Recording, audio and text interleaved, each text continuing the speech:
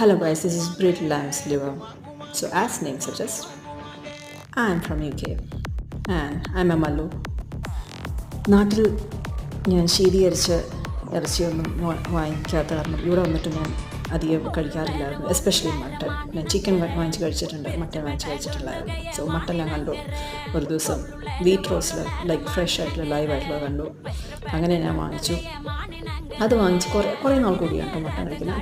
Like I was feeling so happy. So I thought I will just share with you guys. ഒന്ന് cook ചെയ്യാനൊക്കെ മടിയായിരുന്നു. പിന്നെ ഞാൻ വിചാരിച്ചു ഒരു രസമാണല്ലോ, അങ്ങ് വാങ്ങിച്ചു.